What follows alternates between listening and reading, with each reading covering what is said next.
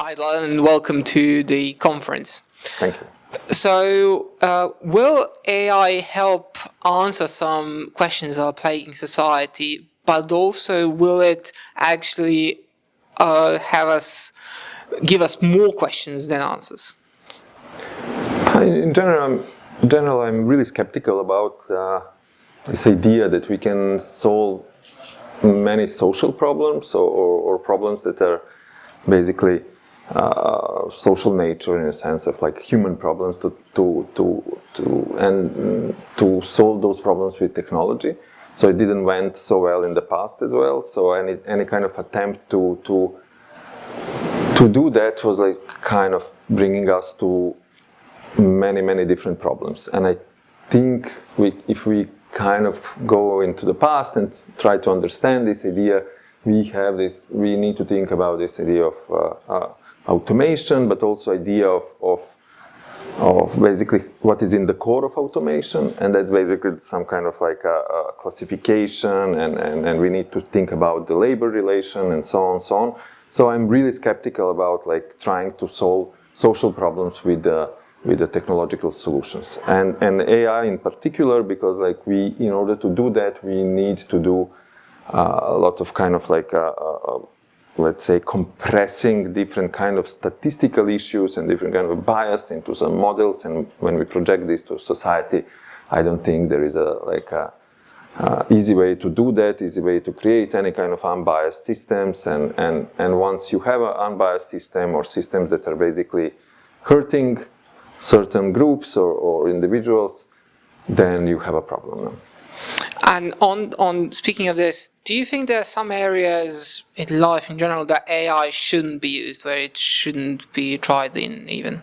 Sure, I'm not so radical in a sense of like, let's not use AI at all, and I think in many different areas the social risks are not so dangerous. No? But implementing AI in many areas that are basically sensitive, and what is sensitive? Sensitive means like, for example, inside of the legal system, inside of decision making, inside of political decision making, or like creating system that will be completely automatized and make decision based on some kind of statistical compression, and that's kind of really wrong, because like in many situations in our life, the truth and the answer cannot be so simple that is basically on the level of statistical analysis, no? So in that sense, I think that's really dangerous. On the other side, we have like certainly like this kind of like full automation in case of like a military, and that can go really wrong, like the automated machines, and not just from the point of like science fiction movies, Terminator 1, 2, or how many there is, but that's a real risk. Another risk that I'm seeing is basically related to automation of labor. It is not the first time that we are seeing automation of labor in history. Of course, we are dealing with the same problem or same challenge for a few hundred years now, from the Industrial Revolution until today, but still the scale of AI system and acceleration of technology, acceleration of everything can make those issues even more problematic. So yeah.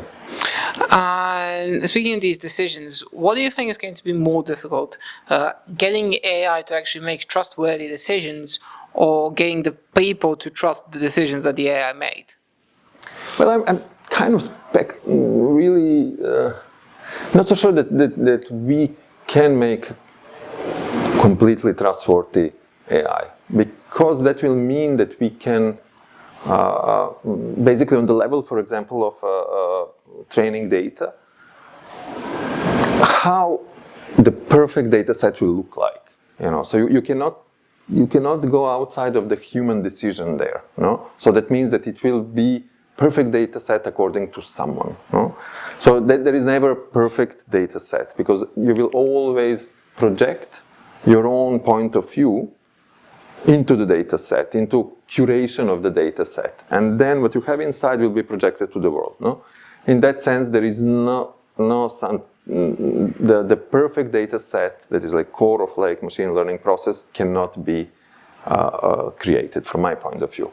So, but there is many other problems, because like in order to the next step in this process is basically process of like machine learning and basically compression of that data, and there you have also many different types of information loss or many kind of like processes that are basically reducing all of those qualities that are down in the data set. That means that you are even more accelerating this kind of unfairness of the model, and then like applying those.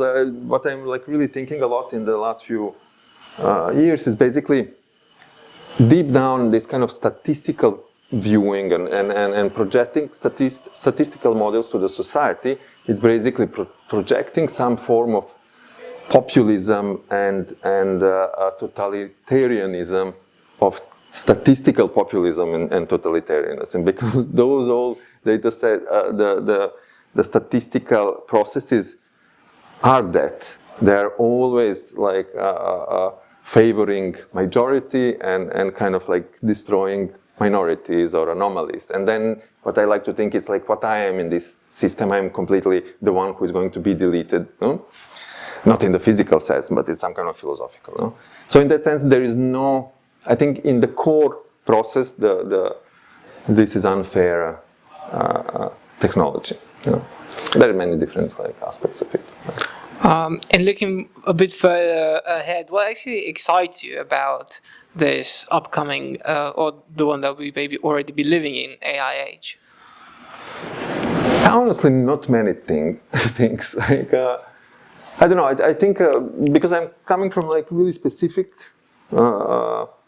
area of research and also art and investigation. So I have like enough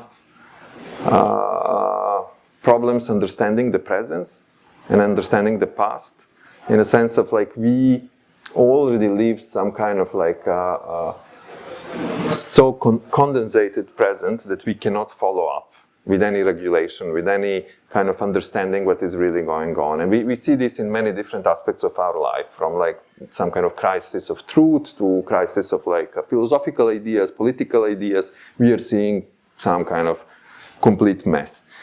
That will probably accelerate it in the future, no?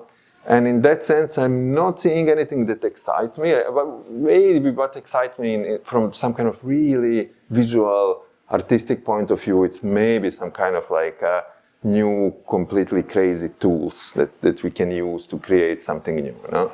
But in a sense, I think the problems that social problems that I'm seeing are basically much bigger than those kind of qualities. So for me, there is not a lot of place for excitement there. It's more place for some kind of reflection, maybe even to slow down a bit, maybe even to have time to breathe, instead of just going and running into some kind of like completely future of uncertainty, no? Yeah, understandable. Thank you for your insights, and I do hope you enjoy the rest of the conference. Thank you. Thank you.